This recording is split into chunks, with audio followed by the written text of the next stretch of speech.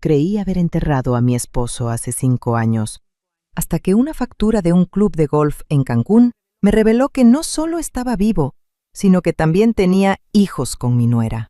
El hombre al que lloré y por quien recé cada noche no estaba muerto, solo me borró de su vida. Fingió su muerte y empezó otra con mi nuera.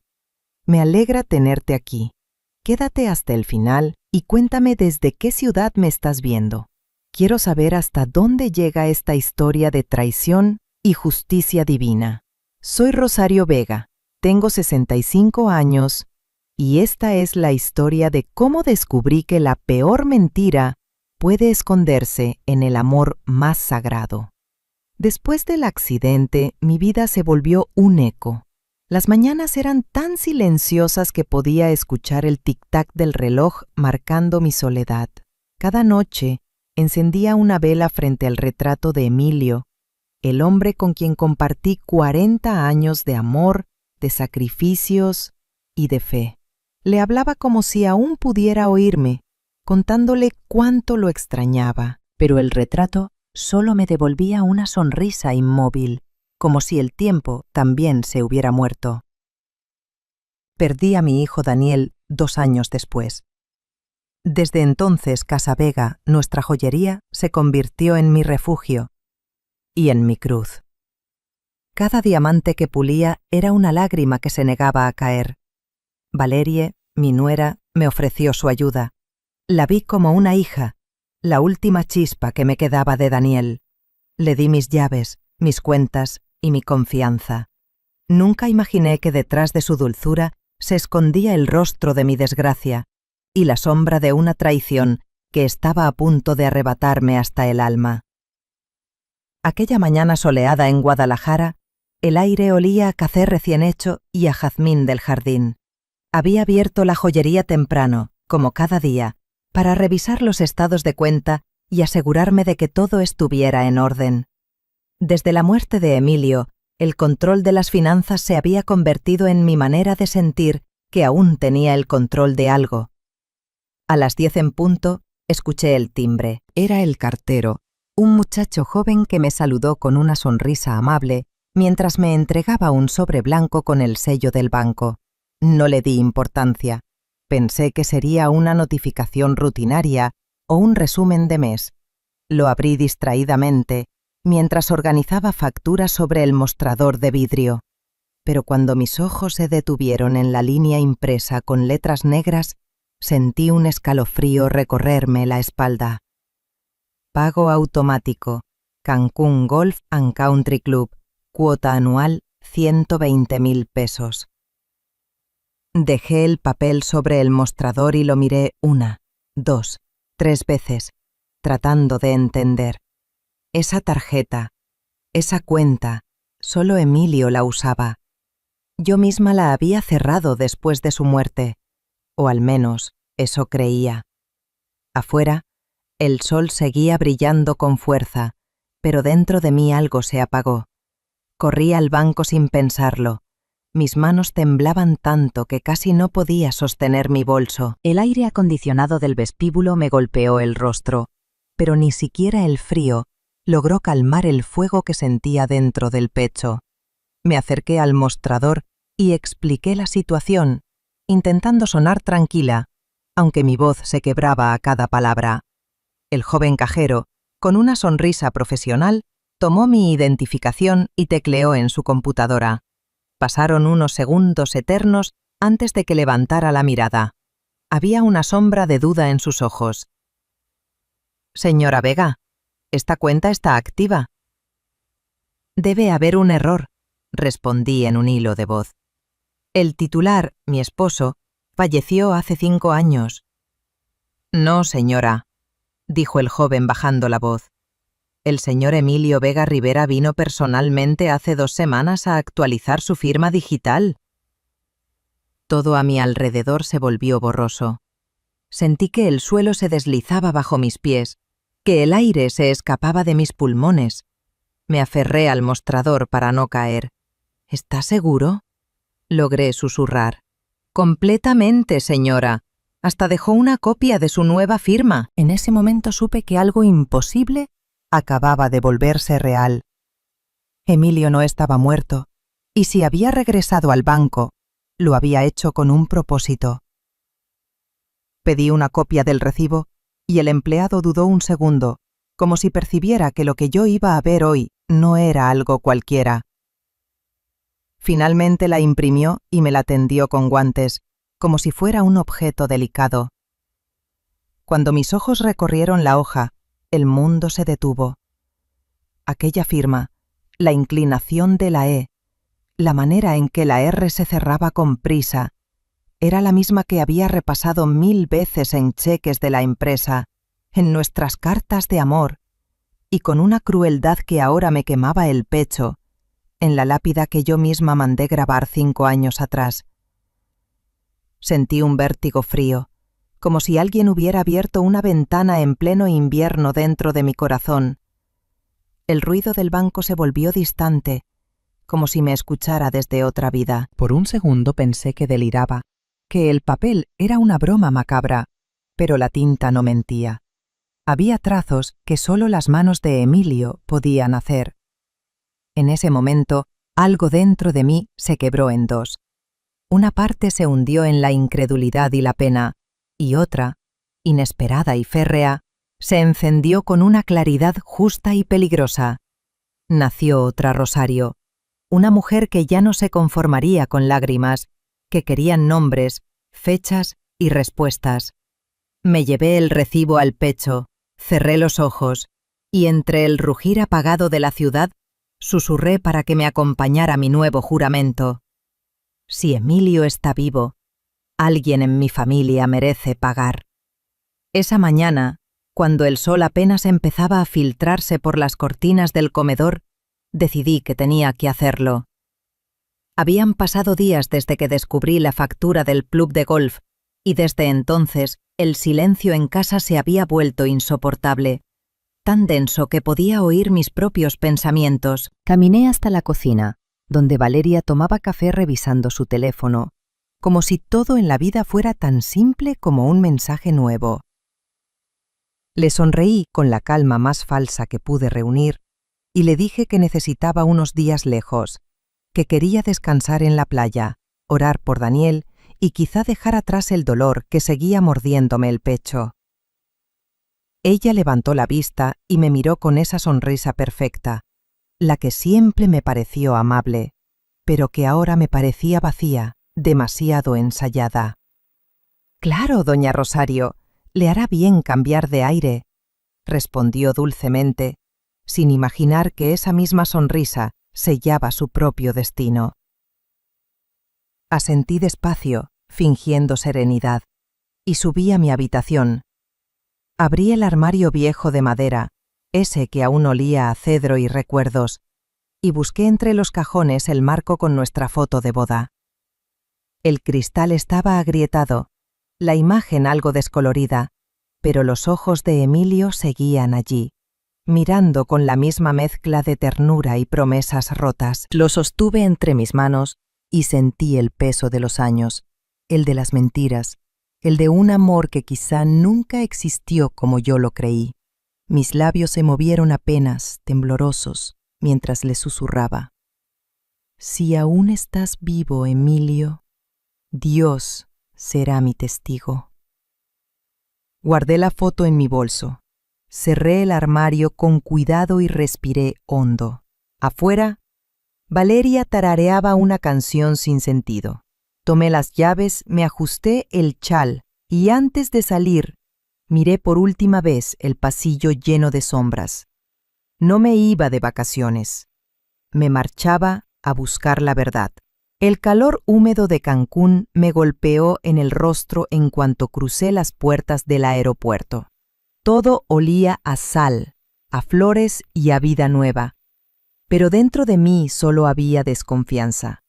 El cielo era de un azul imposible.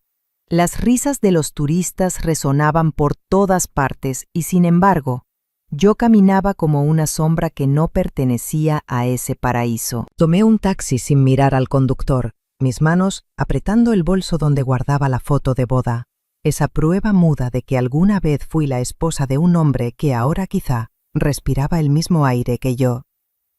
Cuando llegué al Cancún Golf y Country Club, el contraste fue casi insoportable. El césped perfectamente cortado, el olor a perfume caro, los coches brillando bajo el sol. Sentí que mis zapatos sencillos chirriaban contra ese suelo que no era para mí. Avancé hacia el mostrador, donde una joven con uniforme impecable y sonrisa de revista levantó la vista al verme. «¿Doña Rosario Vega de Rivera?», dijo con una cortesía cálida, casi familiar. «¡Qué gusto volver a verla!». Por un segundo creí que había escuchado mal. «¿Volver?», pregunté, con la garganta seca. La muchacha asintió sin notar mi desconcierto y empezó a teclear en su ordenador. Sí, su esposo, el señor Emilio Rivera, renovó su membresía hace 2 semanas. Dijo que quizá usted volvería pronto con él. Sentí un frío que me atravesó el pecho. Cada palabra era como un disparo silencioso, un eco del pasado que se negaba a morir. Sonreí apenas, fingiendo comprensión, mientras mi corazón se desmoronaba por dentro. A mi alrededor, los caddies reían, el sonido metálico de las pelotas de golf flotaba en el aire, y pensé que no había lugar más cruel que el paraíso donde se escondían los pecadores. Me instalé en un pequeño bungalow a las afueras del club, uno de esos lugares para turistas que huelen a bronceador y a promesas vacías. Fingí que estaba allí para descansar, pero cada mañana, al amanecer, mis ojos buscaban el campo de golf a través de los lentes del viejo teleobjetivo que pertenecía a Daniel. Lo había guardado por años y ahora sentía que era su forma de acompañarme desde algún lugar más allá. Durante 2 días no vi nada fuera de lo común. Hombres mayores riendo, mujeres vestidas de blanco, parejas felices que brindaban bajo el sol. Pero aquella tarde, justo cuando el cielo empezaba a dorarse, lo vi. Emilio. Su silueta era inconfundible, su andar pausado, la manera en que giraba los hombros antes de golpear la pelota. El corazón me dio un vuelco tan fuerte que tuve que apoyarme en la baranda. No podía respirar. Allí estaba él, el hombre al que había enterrado, el mismo que juró amarme hasta la muerte, de pie bajo el sol, como si nada hubiera pasado, riendo con una paz que me dolía en los huesos. Levanté la cámara con manos temblorosas, enfocando para asegurarme de no estar delirando, y fue entonces cuando la vi. Valeria, mi nuera, la esposa de mi hijo muerto. Llevaba un vestido corto color marfil, el cabello suelto, y su risa flotaba en el aire como una burla. Se acercó a Emilio, puso una mano sobre su pecho, y él la rodeó con el brazo, besándola en la mejilla con esa ternura que alguna vez fue mía. Mi respiración se quebró. Las lágrimas me nublaron la vista, y tuve que llevarme la mano a la boca para no gritar. Apreté el obturador 1, 2, 3 veces. Cada clic era una puñalada, una prueba de que la traición más impensable no solo era cierta, sino que se celebraba bajo el mismo sol que un día fue testigo de mi amor. Seguí observando a través del lente, mis manos temblando tanto que la imagen se movía como si el mundo mismo estuviera temblando conmigo. Las lágrimas me empañaban los ojos, pero aún así mantuve la cámara firme. Tenía que verlo todo, tenía que saber hasta dónde llegaba la mentira. De pronto, 2 figuras pequeñas corrieron hacia ellos desde el fondo del campo. Una niña de rizos dorados y un niño con la sonrisa de Daniel. Mi corazón se detuvo. Los vi lanzarse a los brazos de Emilio y escuché, nítido, el grito que me partió en 2. «¡Papá, mira! ¡Mamá ganó!». Emilio soltó una carcajada profunda, esa que conocía tan bien, y levantó a los niños en el aire antes de besar a Valeria en la frente. Todo frente a los aplausos de un grupo de socios, como si fueran la familia perfecta. Sentí que el aire me abandonaba, que mis piernas no me sostenían. La cámara resbaló entre mis dedos y cayó sobre la mesa, mientras yo me llevaba las manos al pecho, buscando un pulso que ya no sentía. Mis labios se movieron solos, repitiendo una oración rota. «No puede ser. Dios mío, no puede ser». Miré el cielo y el sol parecía burlarse de mí, brillante, indiferente. En ese instante comprendí que había sido reemplazada, borrada del mundo de los vivos, sustituida por la mujer que había fingido consolarme. Valeria no solo me robó el negocio ni el amor de mi hijo, también había tomado mi lugar al lado del hombre al que lloré durante años. Mis lágrimas se secaron de golpe. Tomé la cámara, recogí la foto caída en el suelo y la guardé con cuidado. Ya no temblaba. Por primera vez en mucho tiempo, mi mente estaba clara, como el horizonte frente al mar. No iba a llorar más. No buscaría venganza. Buscaría la verdad. Porque si Emilio aún respiraba, alguien tendría que responder ante Dios y ante mí. Volví a Guadalajara con el corazón hecho trizas y la mente ardiendo. No podía dormir. Cada vez que cerraba los ojos, veía a Emilio con Valeria y a esos niños llamándolo papá. Sabía que no podía enfrentar esa verdad sin pruebas, así que decidí buscar a alguien que conociera cada rincón de nuestras finanzas, cada secreto escondido tras los balances de la empresa. Fui a ver a don Fabián, el viejo contador que trabajó con Emilio durante más de 20 años. Su oficina seguía igual. Los archivadores de metal, el olor a papel y tinta, las cortinas amarillentas por el tiempo. Al verme entrar, se levantó con dificultad y me abrazó con cariño. «Doña Rosario», pensé que no volvería a verla, murmuró, y en su voz había una mezcla de afecto y miedo. Le conté todo, desde la factura del club hasta lo que había visto en Cancún. Mientras hablaba, sus manos se entrelazaban nerviosas sobre el escritorio. Cuando terminé, el silencio cayó pesado entre nosotros. Fabián bajó la mirada, respiró hondo y tras unos segundos de duda, abrió el cajón inferior de su escritorio. Sacó una carpeta vieja, marcada con el nombre Emilio Vega Rivera. Sus dedos temblaban cuando la extendió hacia mí. «Doña Rosario, hay algo que usted debe saber. Su esposo, él cobró su póliza de seguro de vida. Personalmente. Lo hizo una semana antes del supuesto accidente». Me quedé inmóvil, incapaz de reaccionar. «¿Qué dice?» Mi voz apenas era un susurro. Él asintió, con los ojos empañados. 12 millones de pesos. Yo mismo firmé los papeles, pero él me juró que era para un negocio temporal, que usted no debía enterarse. Cuando supe del accidente, tragó saliva. Pensé que todo había sido un error. Sentí que el mundo se doblaba sobre mí. Recordé el ataúd cerrado, el olor a incienso, las palabras de Valeria aquel día. El cuerpo quedó irreconocible. Sentí náuseas. Todo encajaba de una forma tan cruel que quise gritar, pero solo salió un gemido ahogado. Emilio no solo estaba vivo, había planeado su muerte, su herencia y mi humillación con la precisión de un ladrón. Mientras Fabián seguía hablando, mis pensamientos se hundieron en un abismo de incredulidad. Pensé en la cruz sobre la tumba vacía, en las lágrimas que derramé sobre una mentira, y comprendí que lo que había creído amor, en realidad, había sido una farsa perfecta. Regresé a Cancún con una determinación que ni yo misma reconocía. Había pasado días repasando los documentos que me dio don Fabián, cada número, cada firma, cada fecha. Todo apuntaba hacia allá, hacia el paraíso donde Emilio y Valeria habían levantado su nuevo imperio. Me vestí con sobriedad, traje beige, gafas oscuras y una carpeta en la mano, como cualquier empresaria que busca oportunidades. En el espejo del hotel apenas me reconocí. Ya no era la viuda frágil de Guadalajara. Era una mujer dispuesta a mirar a los ojos a su verdugo. Caminé hasta el Registro Público de Comercio de Cancún, un edificio blanco, moderno, con olor a aire acondicionado y a trámites nuevos. Me acerqué al mostrador y sonreí con cortesía.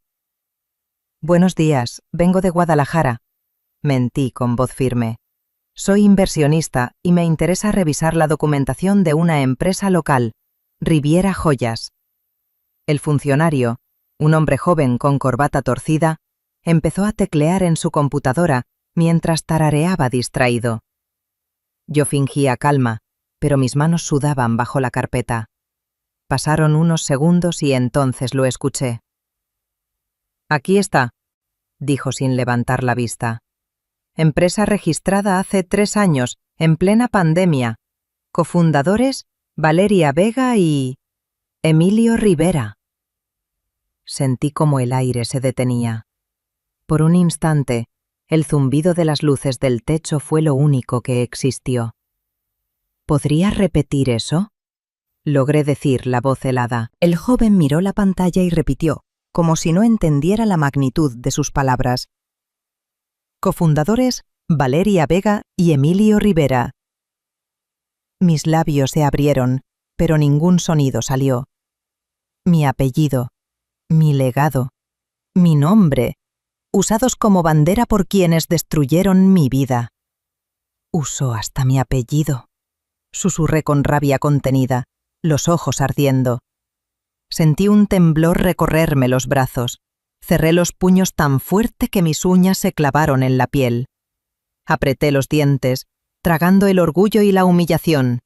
No solo me robaron el amor, también me robaron la historia, el trabajo de generaciones, la dignidad que me daba sentido.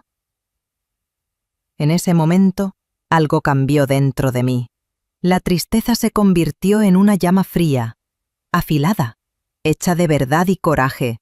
Ya no quería llorar ni entender, quería desenmascararlos, porque nadie, ni siquiera Emilio, tenía derecho a usar mi nombre para ensuciarlo. Con el corazón latiendo con fuerza, miré de nuevo la pantalla del ordenador donde brillaban los nombres malditos, Valeria Vega y Emilio Rivera.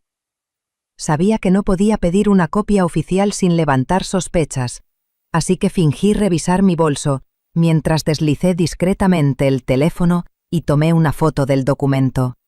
El sonido mínimo del obturador resonó más alto de lo que esperaba. El funcionario levantó la vista frunciendo el ceño.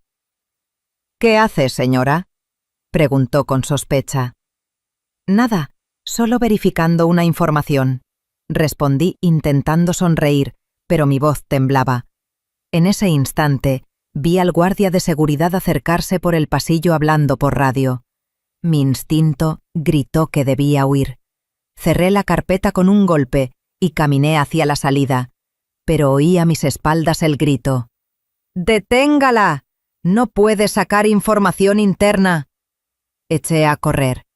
Los tacones resonaban sobre el suelo de mármol, mientras el sonido metálico de las alarmas llenaba el aire. Crucé el vestíbulo, empujé la puerta giratoria y salí a la calle cegada por la luz del mediodía.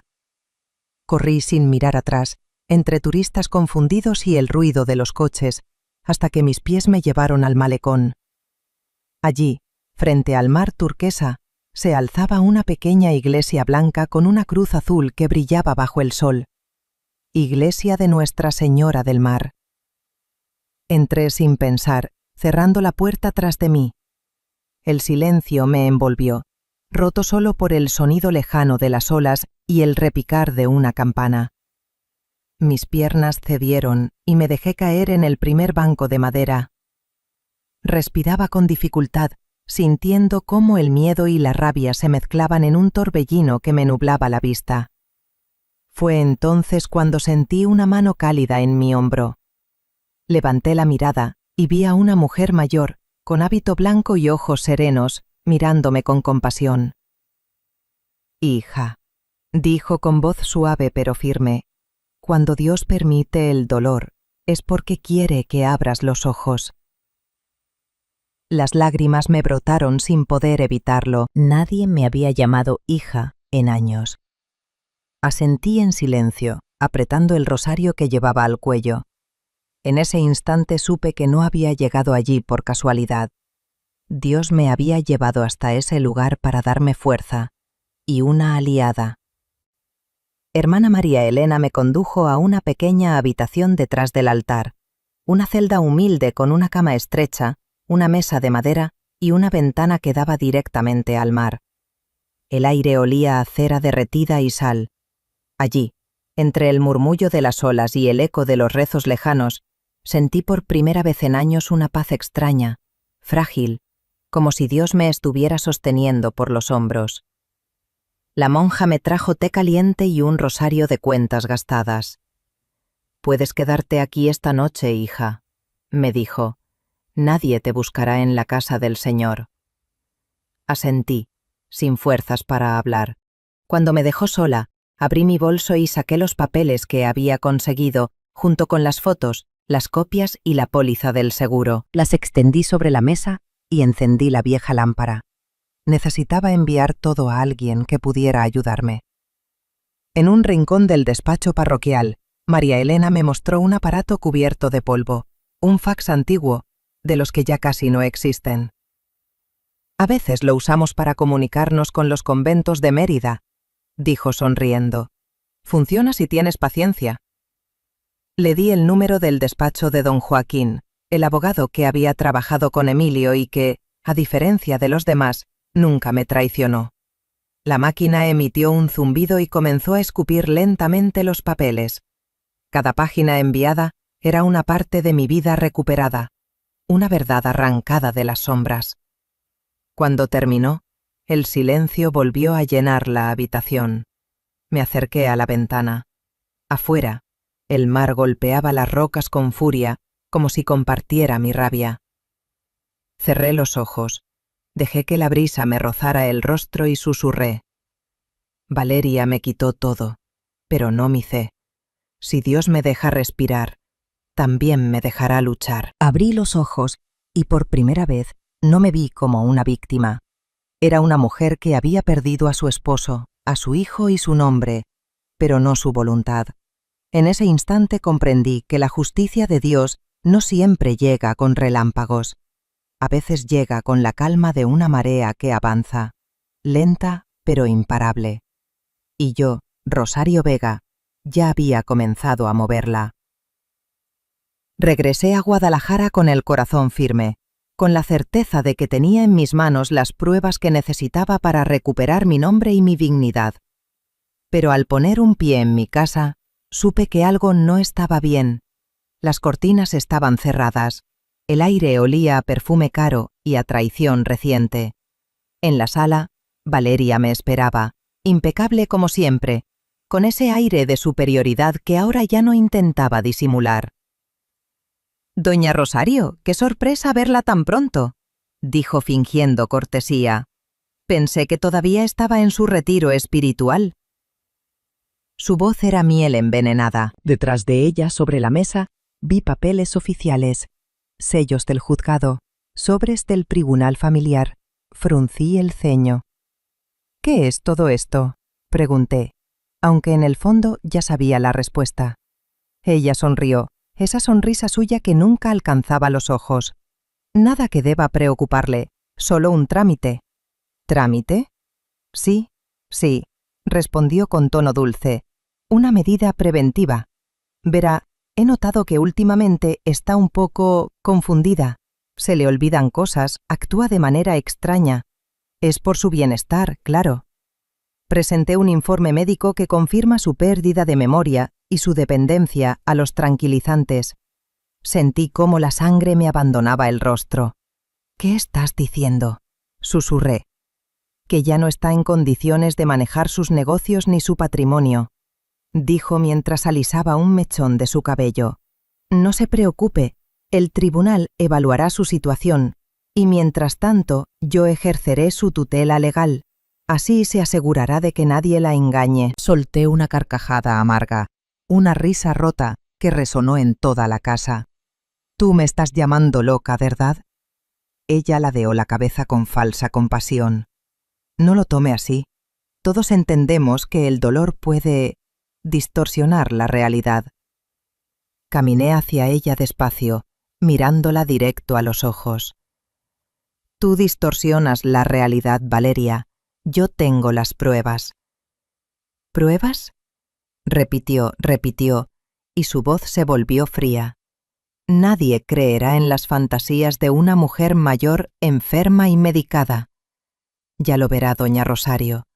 Pronto todo esto será un mal recuerdo para usted. En ese momento comprendí que la batalla recién comenzaba. Había regresado dispuesta a limpiar mi nombre, y ella me había preparado una trampa perfecta, convertir mi verdad en delirio y mi cordura en locura. Pero subestimó algo. Subestimó a una mujer que ya no teme perderlo todo, porque ya lo perdió. Y cuando una mujer así se levanta, ni la mentira más elaborada puede detenerla. Desde ese día, mi casa dejó de ser un hogar y se convirtió en una prisión elegante.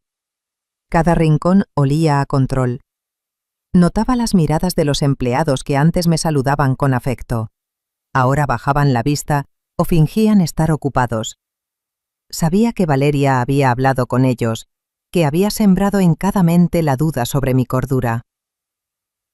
Una tarde, mientras intentaba hacer una transferencia para pagar a un proveedor de la joyería, la pantalla del ordenador mostró un mensaje en rojo. Cuenta bloqueada por orden judicial. Sentí un nudo en el estómago. Volví a intentarlo con otra cuenta, la mía personal, y el mismo mensaje apareció. Mi respiración se volvió corta. Tomé el teléfono y llamé al banco, pero la operadora, con una cortesía mecánica, repitió: «Lo siento, señora Vega, sus cuentas están temporalmente suspendidas por motivos de seguridad. Si desea más información, comuníquese con su representante legal, la señora Valeria Vega». Su representante legal. Casi dejé caer el teléfono. Me quedé mirando el jardín a través de la ventana, ese mismo jardín donde solía jugar Daniel de niño, y sentí un vacío tan grande que dolía respirar. En ese momento escuché pasos detrás de mí. Era Julia, la empleada más joven, fingiendo limpiar el polvo mientras espiaba cada uno de mis movimientos. ¿Pasa algo, señora?, preguntó sin levantar la vista, pero su tono era tenso. «No, nada», respondí despacio, notando cómo apretaba el trapo con las manos, como si esperara que dijera algo que pudiera repetirle a Valeria. Sonreí con calma.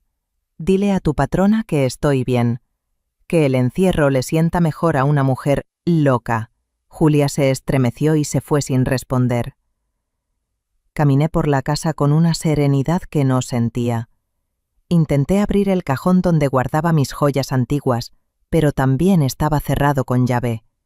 Todo, cada cosa que había construido, estaba ahora bajo su control. Ella no necesitó gritarme ni echarme.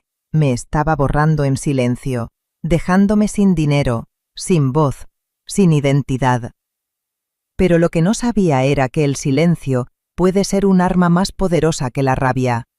Me senté frente al retrato de Daniel y le susurré: «Me quitaron las cuentas, hijo, pero no el plan.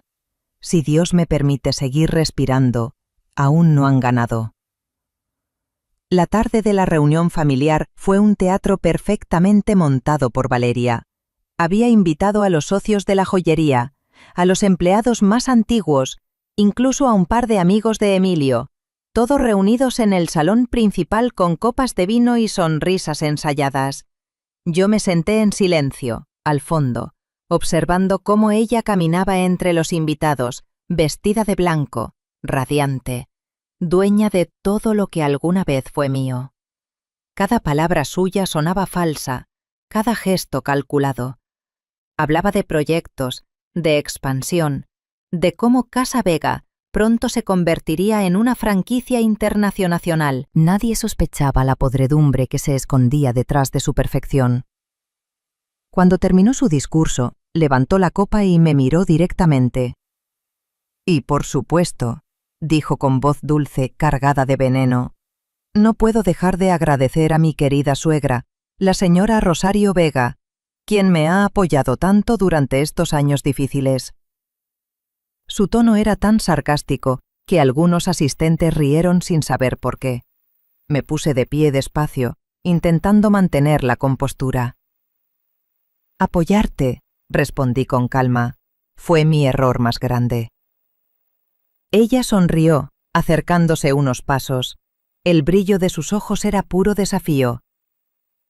¿Todavía cree que Emilio la amaba?, dijo, bajando la voz lo suficiente para que todos la escucharan sin parecer una agresión directa.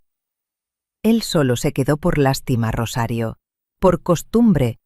Usted era la esposa correcta, la conveniente, pero nunca la mujer que él deseó realmente.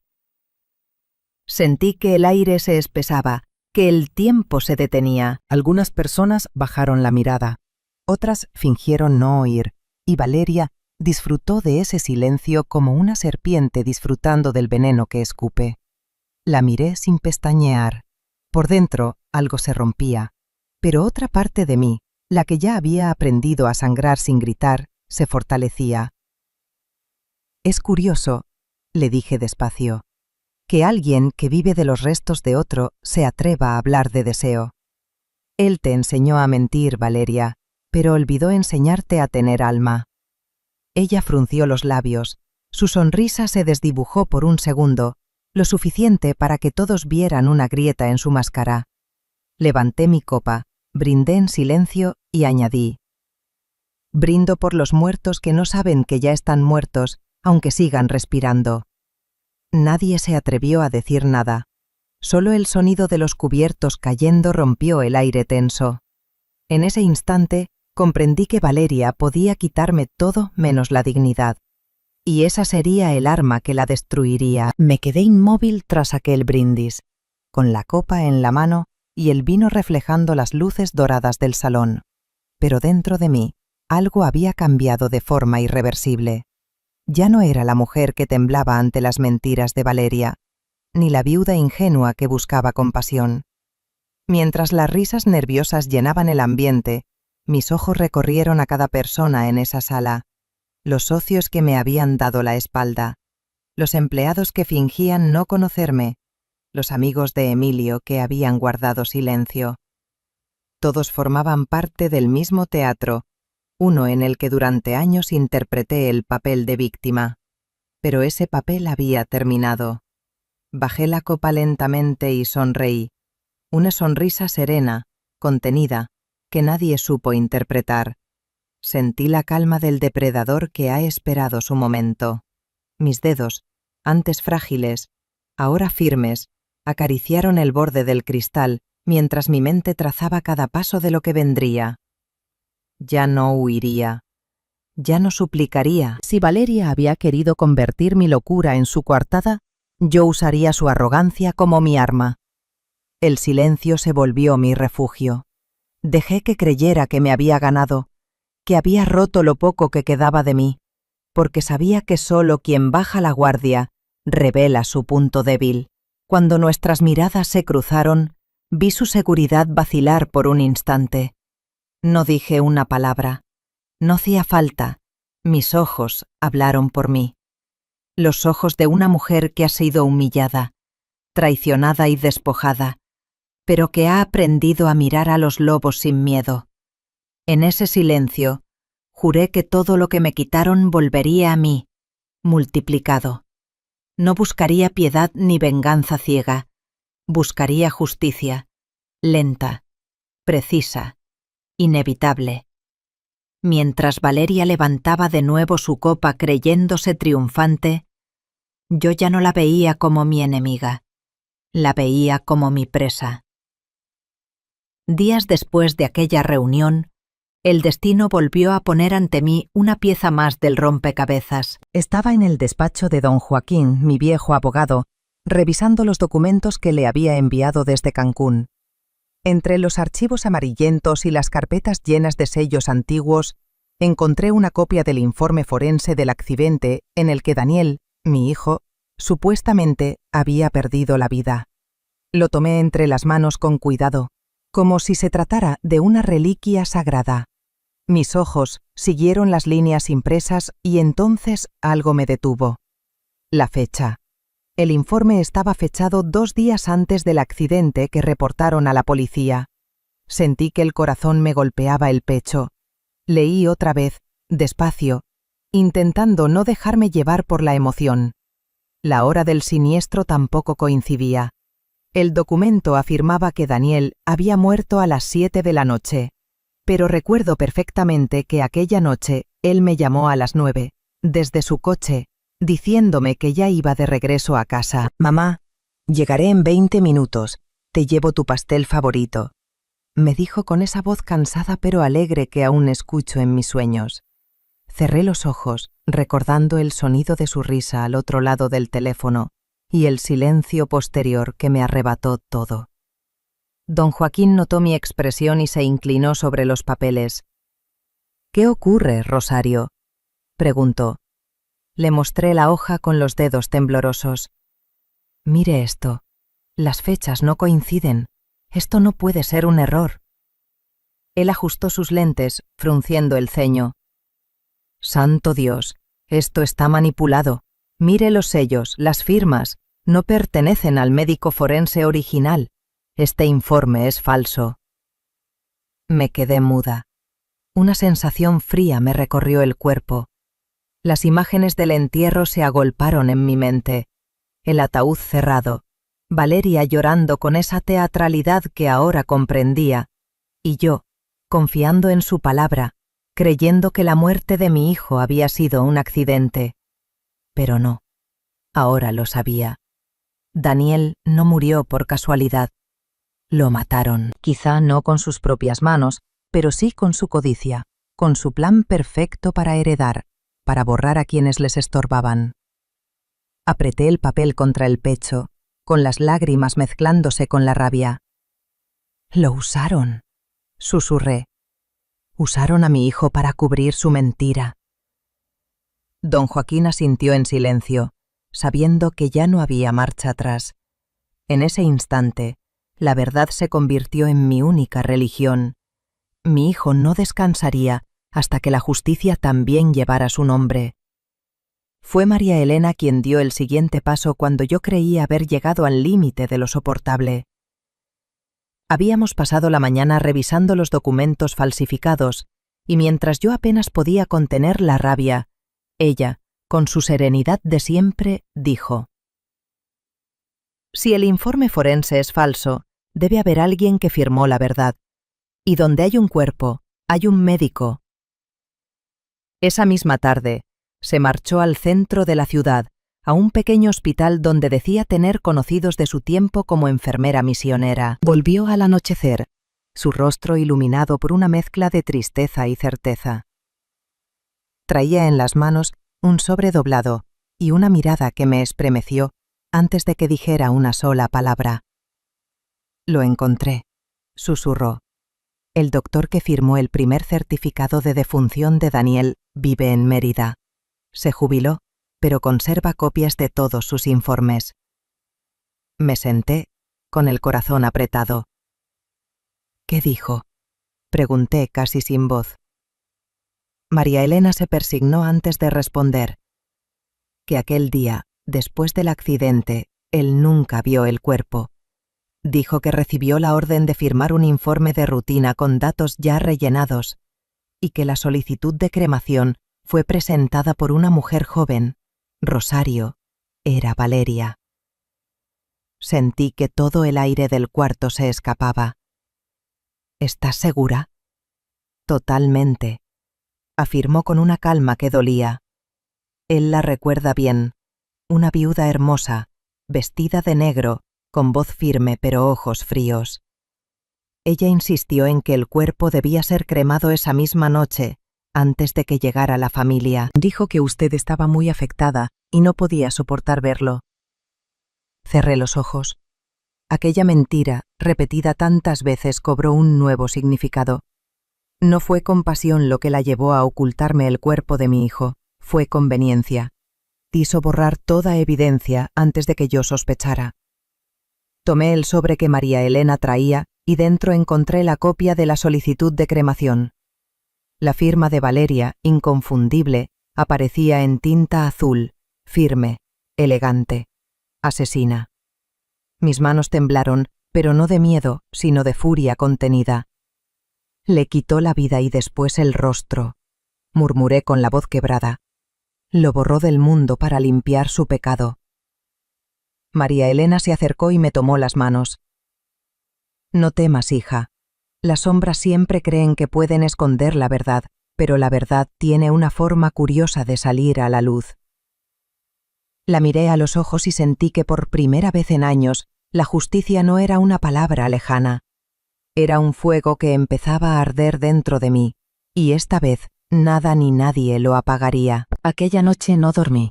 Me quedé sentada junto a la ventana del convento, mirando el reflejo del mar bajo la luna.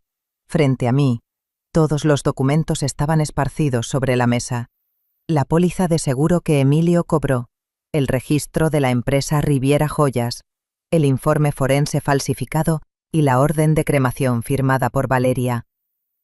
Cuanto más los observaba, más claro se dibujaba el patrón. No era solo una traición, era una ejecución meticulosamente planeada. Recordé a Daniel, su risa, sus proyectos, la ilusión con la que hablaba de modernizar la joyería familiar. Había empezado a cuestionar algunas decisiones financieras de Valeria antes de su muerte. Lo escuché una vez discutir con ella sobre transferencias sospechosas. En aquel momento pensé que eran cosas de matrimonio, pero ahora todo encajaba. Valeria y Emilio necesitaban que Daniel desapareciera. Con él vivo, nunca habrían podido tomar el control legal de Casavega. Su nombre seguía figurando como heredero legítimo. Su muerte fue el paso final del plan. Tomé el expediente de la aseguradora que me había dado don Fabián y lo repasé con atención. La indemnización de Daniel, 6 millones de pesos, había sido cobrada por su esposa una semana después del accidente. Lo que me heló la sangre fue el informe toxicológico anexo. Entre los valores alterados había un nivel de barbitúricos demasiado alto, incompatible con alguien sano. Cerré los ojos y vi a mi hijo conduciendo, con una sonrisa cansada, quizás sintiéndose somnoliento, confiando en la mujer que estaba a su lado. Valeria. El coche desbarrancó en una curva vacía, sin testigos, sin preguntas. Una tragedia perfecta. No fue un accidente, murmuré con la voz temblorosa. Lo durmieron o lo envenenaron. Y después lo hicieron parecer un error. Emilio fingió su muerte para escapar con el dinero, y Valeria eliminó al único obstáculo que quedaba entre ellos y el control total.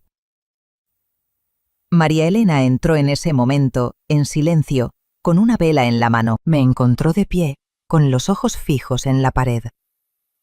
«¿Qué ocurre, hija?», susurró. La miré con una calma nueva, esa que solo llega cuando el dolor se transforma en propósito. «Ya sé lo que hicieron, y sé cómo voy a probarlo. Daniel no murió por accidente, hermana, lo mataron por herencia». Ella me miró con ternura y orgullo, como si viera a alguien renaciendo. «Entonces, Rosario, es hora de que el silencio hable».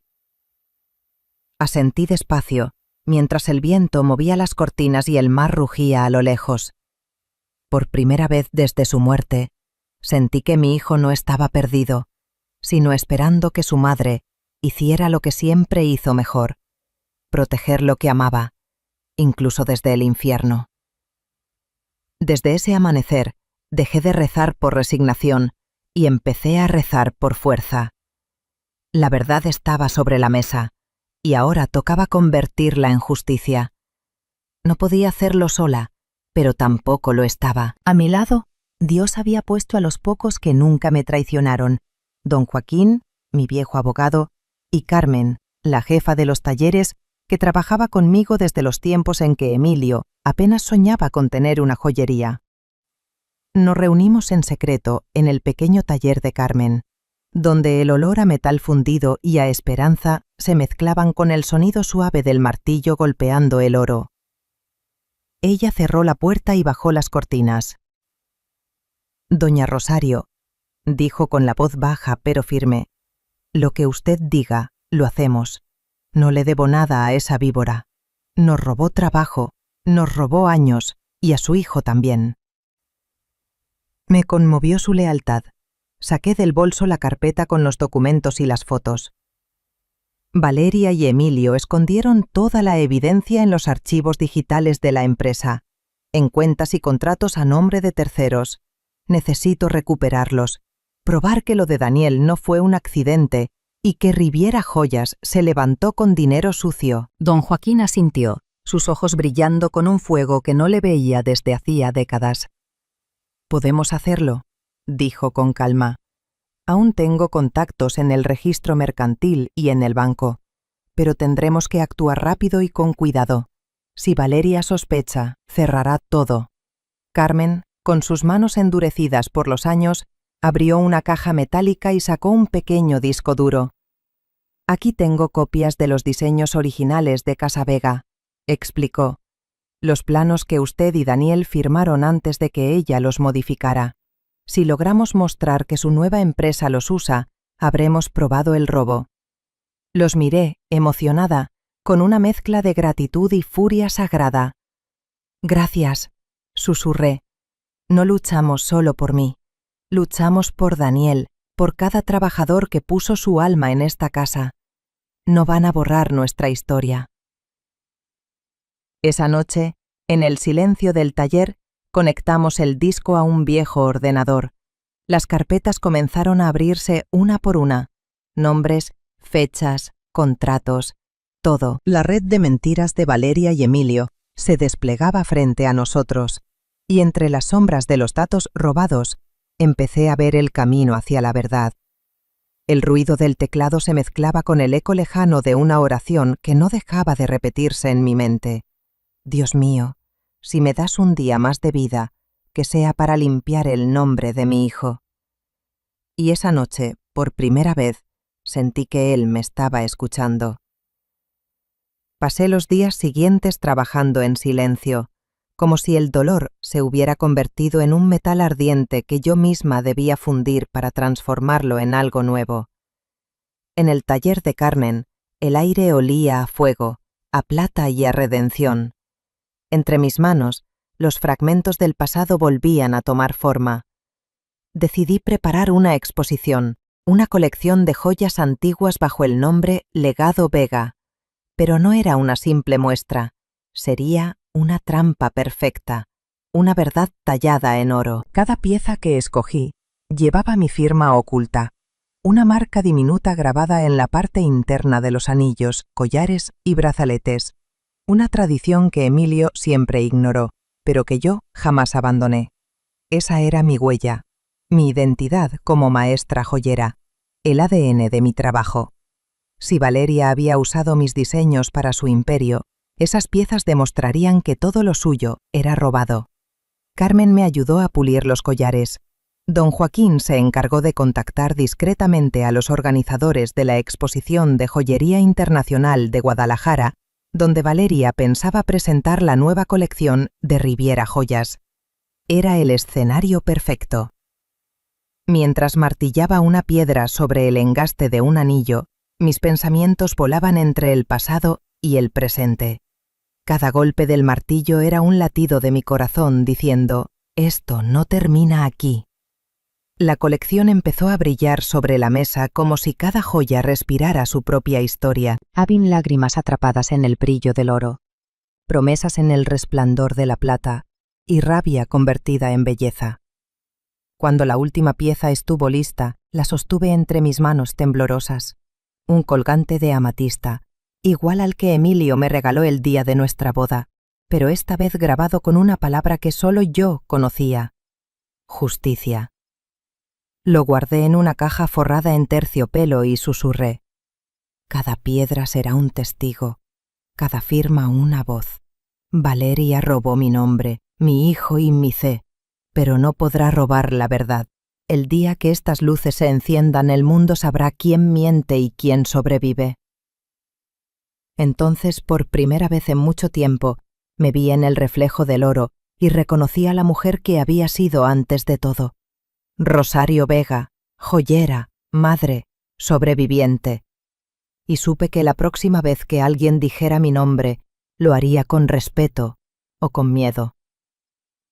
El día de la exposición amaneció con un aire extraño, denso, como si el cielo mismo supiera que algo iba a romperse. Guadalajara brillaba entre carteles dorados y fotógrafos corriendo de un lado a otro.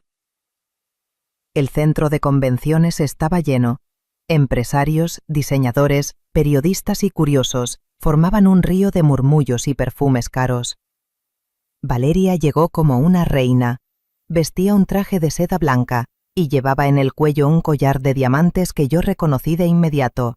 Uno de mis diseños, una copia exacta del que había creado años atrás para el aniversario número 20 de Casa Vega. Su sonrisa era una máscara de perfección, su andar el de quien cree haber ganado la vida entera. Me mantuve al fondo del salón, invisible entre la multitud, con un pañuelo oscuro cubriéndome el cabello y los ojos clavados en el escenario. Los focos se encendieron y la voz del presentador resonó en los altavoces. Con ustedes, la visionaria detrás del renacimiento de la joyería mexicana, la talentosa Valeria Vega.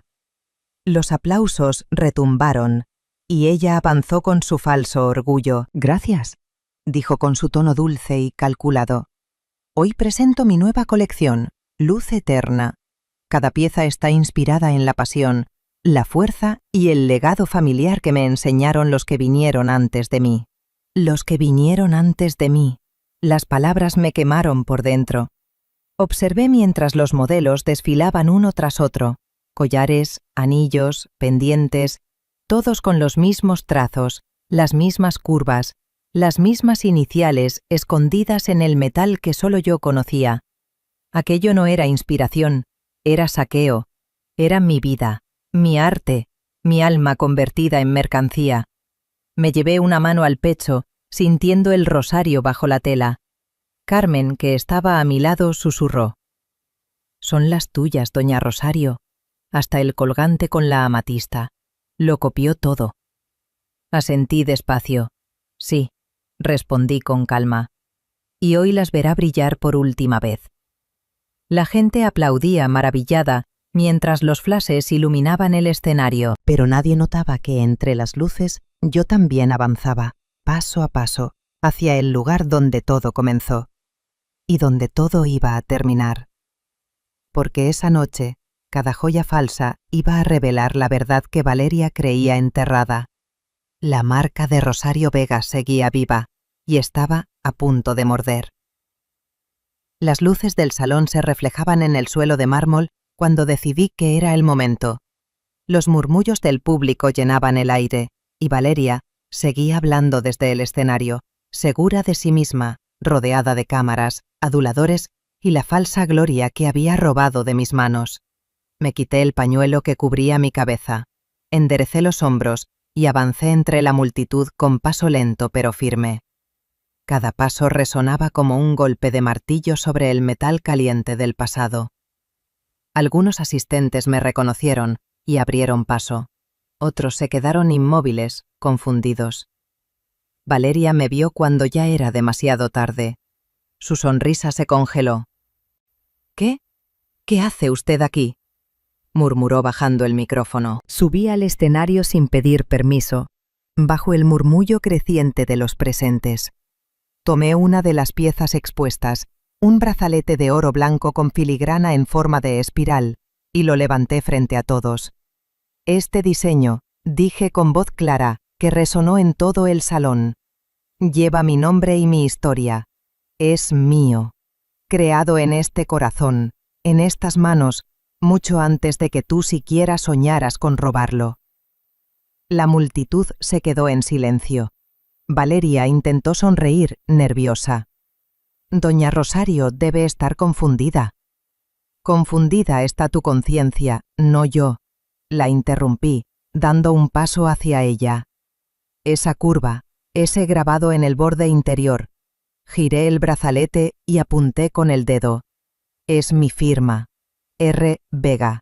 La grabé con mis propias manos, y cada joya que tú exhibes aquí lleva la misma marca.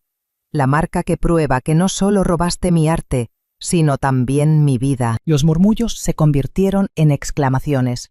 Las cámaras empezaron a disparar, y los organizadores intentaban intervenir. pero nadie se atrevía a tocarme.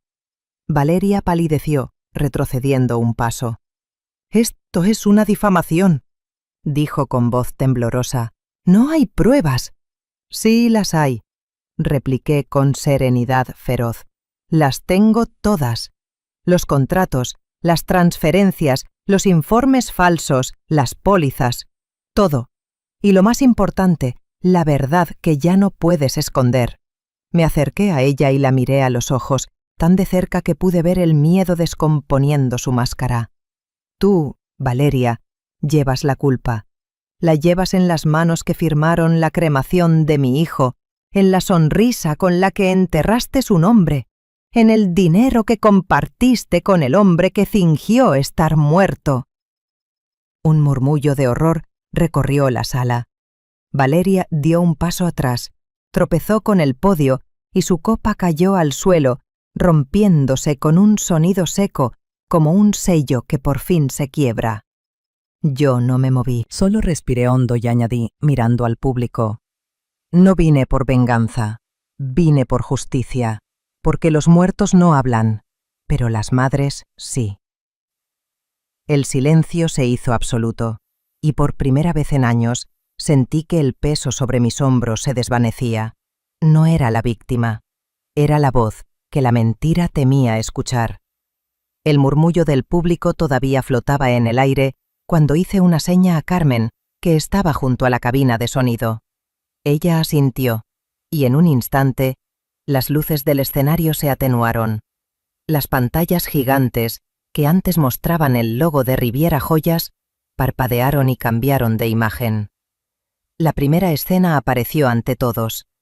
Emilio, vivo, riendo en el club de golf de Cancún, levantando su copa de vino mientras Valeria lo besaba en la mejilla. Los flashes de las cámaras se encendieron de inmediato.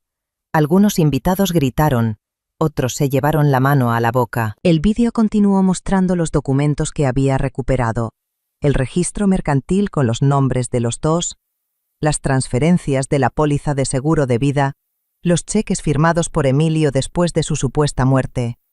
Mi voz, grabada con calma, narraba sobre las imágenes. Durante 5 años lloré a un muerto que nunca existió. Durante 5 años creí que mi hijo había muerto por un accidente, hasta que descubrí que lo asesinaron por dinero. Todo lo que ven aquí es la verdad que me arrebataron.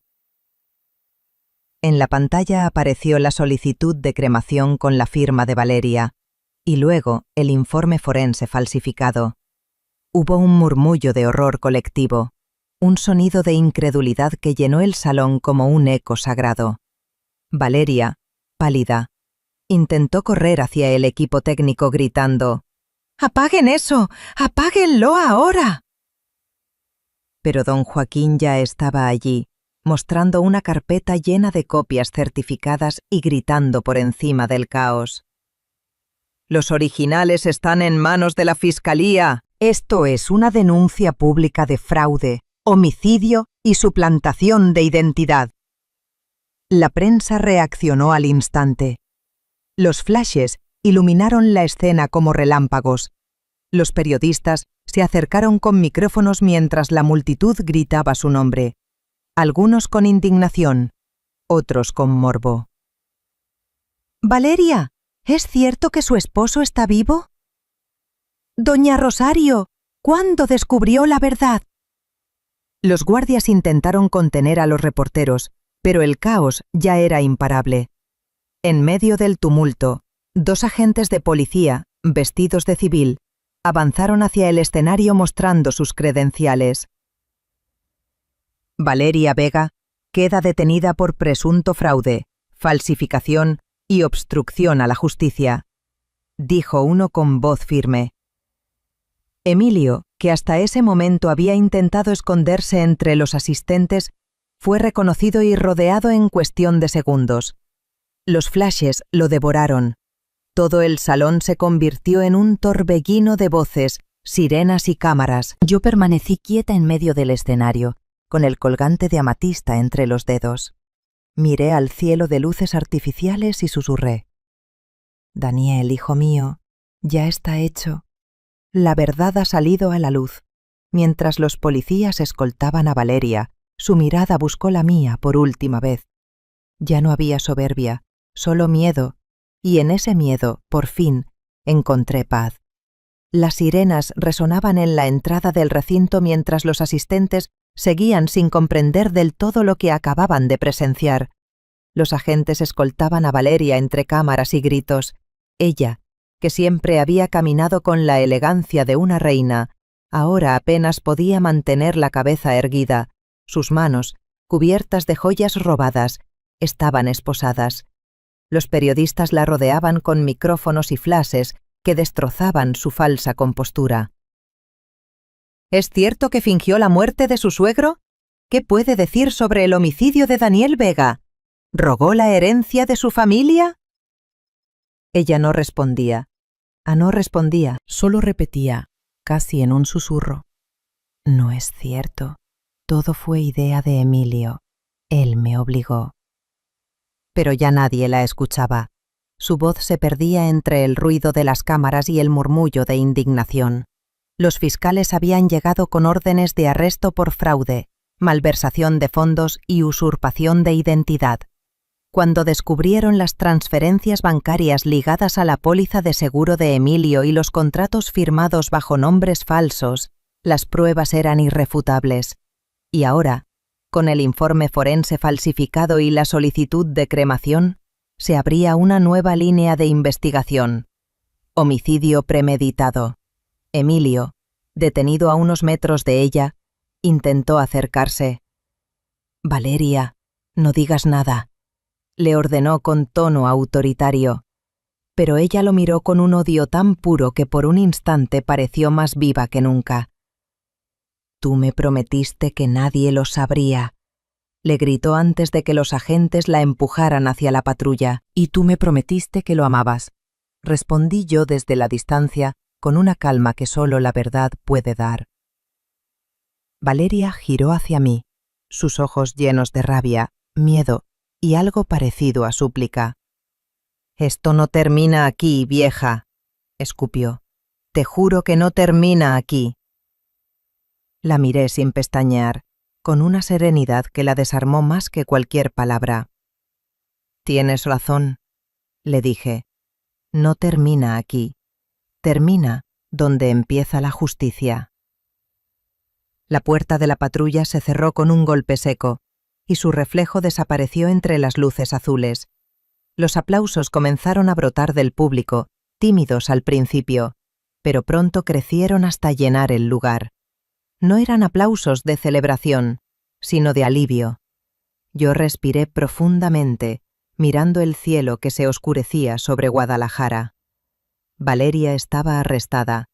Emilio enfrentaría cargos, y la verdad, esa verdad que me arrancó la vida, finalmente tenía un rostro.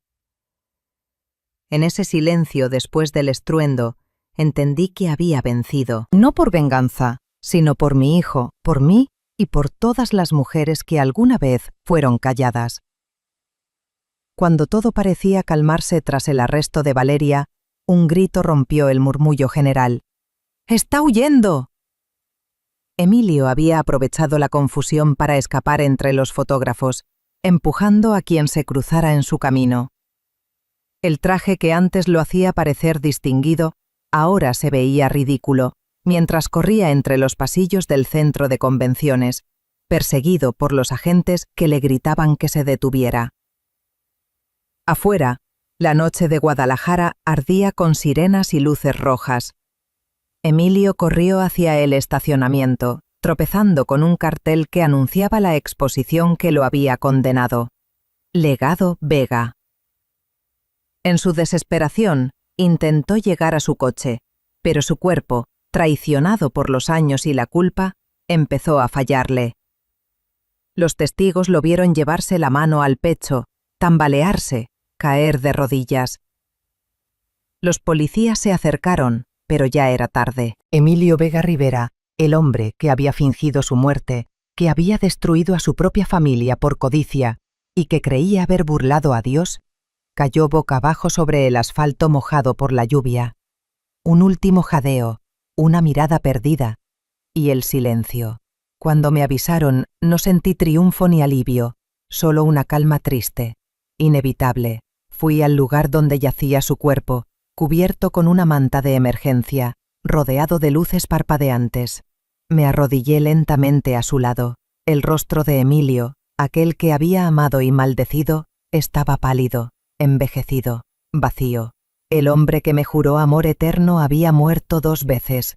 La primera cuando traicionó su alma, y la segunda, ahora, en el suelo que nunca volvería a pisar. Los agentes se apartaron respetuosamente cuando me incliné hacia él, toqué su frente fría con la punta de mis dedos, cerré los ojos y susurré, despacio, sin odio, solo con una verdad que pesaba como plomo. Dios no duerme, Emilio. Solo esperó a que yo abriera los ojos. Permanecí allí unos segundos, mientras el viento se llevaba mis palabras. En ese instante, comprendí que el castigo más grande no era la muerte, sino la conciencia que llega demasiado tarde. Emilio creyó engañar al mundo, pero la justicia divina tiene una memoria implacable. Me levanté con dignidad, y sin mirar atrás, caminé entre el ruido de las sirenas y los murmullos. Cada paso me alejaba de la tumba de un hombre, y me acercaba a la vida que por fin era mía. Pasaron algunas semanas desde aquel día en que la justicia finalmente habló, y los periódicos llenaron sus portadas con la historia que antes parecía imposible. El empresario Emilio Vega fingió su muerte para cometer fraude millonario. Su cómplice y nuera, Valeria Vega, detenida por homicidio y estafa. Los tribunales ordenaron la restitución de todos los bienes: la casa en Colonia Americana, la joyería Casa Vega, las cuentas congeladas, incluso la vieja cabaña que alguna vez fue mi refugio. Todo volvía a mi nombre, como si el universo se esforzara en devolverme lo que me había sido arrebatado. Pero dentro de mí no había celebración, ni risa, ni victoria, solo una quietud profunda, como la calma que queda después de una tormenta que lo arrasa todo. Los abogados, los empleados, los notarios, todos querían felicitarme, estrechar mi mano, ofrecer entrevistas, pero yo solo quería silencio. Una mañana, cuando las llaves de la casa volvieron oficialmente a mis manos, me envolví con mi chal gris y caminé sola hasta la iglesia de Nuestra Señora del Mar. El sol se filtraba por los vitrales, tiñendo el suelo de colores suaves. El mismo lugar donde había llorado, donde había huido, ahora me recibía con una paz que no conocía desde hacía años. Me arrodillé frente a la imagen de la Virgen, la misma que había visto en mis noches de desesperación, y dejé que las lágrimas, lentas, tranquilas, corrieran por mi rostro.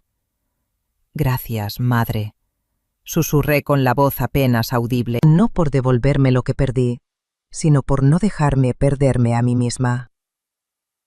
Miré la luz que caía sobre el altar y recordé todas las veces que creí que Dios me había olvidado. Pero no. Él solo había esperado a que aprendiera a mirar. Ya no era la viuda engañada ni la madre rota. Era una mujer viva, consciente, despierta. Me persigné con calma, respiré hondo y por primera vez recé sin pedir nada, solo agradeciendo. Afuera, el viento del mar traía el murmullo de las olas, y supe que, aunque tenía de nuevo mis joyas, mi casa y mi apellido, el verdadero tesoro estaba en algo mucho más simple: la fe que me sostuvo cuando todo lo demás se desmoronó. Al salir, el sol me envolvió como una caricia. Cerré los ojos y murmuré: el oro puede perder su brillo, pero la fe nunca se oxida. La noticia me llegó una mañana gris. Valeria quería verme. Llevaba meses en prisión preventiva esperando juicio. Decían que había cambiado, que pasaba los días rezando en la capilla del penal y escribiendo cartas que nunca enviaba. Dudé durante días, pero finalmente acepté. No por compasión, sino porque había cosas que debían decirse cara a cara. El centro penitenciario olía a hierro y desinfectante, a vidas suspendidas. Me escoltaron hasta una sala pequeña, fría, donde las paredes parecían absorber los murmullos. Valeria estaba allí, más delgada, con el cabello recogido y los ojos hundidos. Cuando me vio, se levantó lentamente, intentando sonreír. «Doña Rosario», susurró con voz quebrada, «gracias por venir». Me quedé de pie, sin acercarme, observando aquel rostro que alguna vez confundí con el de una hija. «¿Qué quieres, Valeria?», pregunté. Bajó la mirada, y sus manos esposadas temblaron sobre la mesa. «Quiero pedirle perdón», dijo con lágrimas contenidas. «Sé que no hay palabras para reparar lo que hice, pero mis hijos, los de Emilio y míos, también son sangre de Daniel. Ellos no tienen la culpa. No quiero que crezcan odiando a su abuela». En ese instante, el silencio pesó como plomo. Sus palabras se clavaron en mi pecho, no por ternura, sino por el eco de una verdad que dolía. La sangre no se elige, pero las acciones sí. La miré, y por un momento creí ver a la joven que un día me abrazó llorando cuando Daniel murió. Pero esa imagen se desvaneció enseguida. «Perdonar no es olvidar», dije despacio, midiendo cada sílaba. «Y tu perdón empieza pagando cada peso y cada lágrima que robaste». Valeria bajó la cabeza, llorando en silencio. «¿Entonces no hay esperanza?», preguntó. Sus ojos buscaban los míos con desesperación. «La esperanza no te la da mi perdón», respondí. «Te la da tu arrepentimiento. Empieza devolviendo lo que no te pertenece, enfrentando lo que hiciste sin excusas. Solo entonces, tal vez, Dios te escuche». Me levanté y antes de irme añadí: «Tus hijos algún día sabrán quién fuiste, pero también sabrán quién fui yo. Y ojalá eso les enseñe a no repetir tus pasos». Cuando salí del penal, el aire se sentía más pesado. Afuera, algunos periodistas esperaban, preguntando si la perdonaría. No respondí. Miré al cielo y dejé que el silencio hablara por mí. Porque el perdón, como la justicia, no es simple ni limpio. Es una herida que sana despacio, pero solo si primero se enfrenta la verdad. Y esa verdad, ahora, no era mía ni suya. Pertenecía al juicio de todos los que nos miraban, preguntándose qué harían ellos en mi lugar. El amanecer sobre Guadalajara tenía un brillo diferente, más suave, más humano. Los años de oscuridad se habían ido, y con ellos la mujer que vivía prisionera del pasado. Ahora, cada día comenzaba con propósito. Con la indemnización recuperada y la empresa limpia de todo rastro de corrupción, supe exactamente qué debía hacer: devolverle sentido a tanto dolor. Así nació el Fondo Daniel Vega, una beca destinada a los hijos de los joyeros y artesanos humildes que soñaban con estudiar, pero nunca habían tenido los medios. Quería que el nombre de mi hijo, aquel que había muerto por la codicia de otros, se convirtiera en sinónimo de esperanza. En la ceremonia de apertura, rodeada de jóvenes con manos llenas de curiosidad, dije con la voz serena: «El oro se trabaja con fuego, igual que el alma. Que este fuego no los destruya, sino que los transforme». Ver esas sonrisas me devolvió algo que creía perdido: la fe en el futuro. Pero no me detuve allí. Compré la vieja casa en Colonia Americana, aquella que había sido escenario de tantas lágrimas. No quise venderla ni vivir en ella como antes. La convertí en un taller escuela para mujeres mayores, muchas de ellas viudas o abandonadas, sin recursos ni voz. Lo llamé la Casa del Brillo Nuevo. Allí, cada mesa de trabajo se llenó de historias, risas y manos firmes moldeando joyas. Las paredes, que antes escucharon discusiones y mentiras, ahora resonaban con oración y esperanza. Carmen se encargó de dirigir los cursos. María Elena organizaba las charlas de fe y autoestima. A veces me quedaba observando en silencio, viendo cómo una generación entera de mujeres, igual que yo, aprendía a convertir su dolor en arte. Una tarde, Mientras el sol doraba los cristales, don Joaquín llegó con una sonrisa cansada y un paquete envuelto en papel marrón. «Aquí está», dijo con orgullo. «Acaba de salir de imprenta». Tomé el libro entre mis manos. «El brillo del silencio», decía la portada, con letras plateadas y una pequeña amatista dibujada en el centro. Era mi historia, la nuestra. La escribimos entre los tres, yo, María Elena y don Joaquín. No como un grito de venganza, sino como un testimonio de fe. El brillo del silencio, pensé, porque fue en el silencio donde aprendí a escuchar la voz de Dios, la de mi hijo y la mía propia. Me senté junto a la ventana del taller, viendo cómo las mujeres trabajaban mientras la luz del atardecer se reflejaba en los metales recién pulidos. Y comprendí que había logrado lo que jamás imaginé, transformar la tragedia en propósito. Ya no necesitaba justicia, porque la justicia había llegado disfrazada de paz. Cerré los ojos, sonreí y susurré para mí misma. Ya no soy una sombra, soy fuego, soy manos, soy legado, soy Rosario Vega, y esta vez nadie me borrará.